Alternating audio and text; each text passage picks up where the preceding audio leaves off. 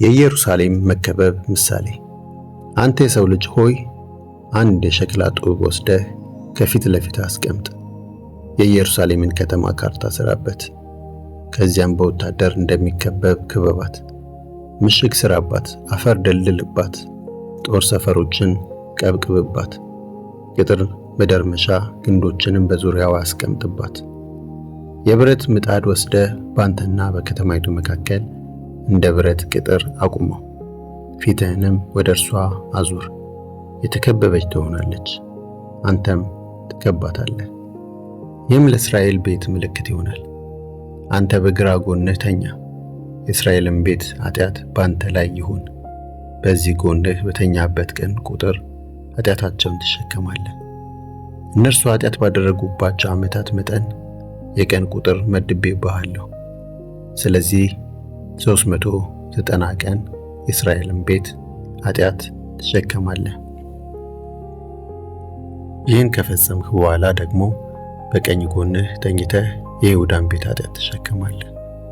ለእያንዳንዱ ዓመት 1 ቀን በማድረግ 40 ቀን መድቤብሃለሁ። ፊትህን ወደ ኢየሩሳሌም ከበባ ታዞራለህ። በራቁት ክንድህ ትንቢት ተናገርባት። የከበባህን ወራት እስክትፈጽም ድረስ ከአንዱ ጎን ወደ ሌላው መገላበጥ እንዳትችል በገመድ አስረሃለሁ። ስንዴና ገብስ፣ ባቄላና ምስር እንዲሁም ዘንጋዳና ጠመዥ ወስደህ በአንድ ሸክላ ውስጥ አስቀምጥ። ከዚያም ለራስህ እንጀራ ጋግር።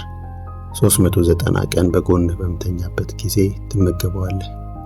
በየቀኑ የምትበላውን እህል 20 ሰቅል መዝነህ አስቀምጥ። በተወሰነ ጊዜ ትበላዋለህ። የምትጠጣውንም ውሃ 1/6 ኢን ለክተህ አስቀምጥ። በተወሰነ ጊዜ ትጠጣዋለህ። የገብስ እንጎቻ እንደምትበላ አድርገህ ትበላለህ። የሰውንም አይነ ምድር አንድደህ በሕዝብ ፊት ጋግረው። እግዚአብሔርም በዚህ ሁኔታ የእስራኤል ሕዝብ እነርሱን በምበትንበት በአሕዛብ መካከል ርኩስ ምግብ ይበላሉ አለ። እኔ እግዚአብሔር ሆይ ወይኔ ከቶ ረክሼ አላውቅም። ከልጅነቴ ጀምሮ እስከ ዛሬ እምብ ወይም አውሬ የጣለውን በልቼ አላውቅም። ርኩስ ሥጋም በአፌ አልገባም። እርሱም መልካም ነው፣ በሰው አይነ ምድር ሳይሆን እንጀራህን በኩበት እንድትጋግር ፈቅጄልሃለሁ አለኝ። ደግሞም እንዲህ አለኝ፣ የሰው ልጅ ሆይ የኢየሩሳሌምን የምግብ ምንጭ አደርቃለሁ። ሕዝቡም የተወሰነ ምግብ በጭንቀት ይበላል፣ የተመጠነ ውሃም በስጋት ይጠጣል። የምግብና የውሃ እጥረት ስለሚኖር እርስ በርስ ሲተያዩ ይደነግጣሉ፣ ከኃጢአታቸውም የተነሳ መንምነው ይጠፋሉ።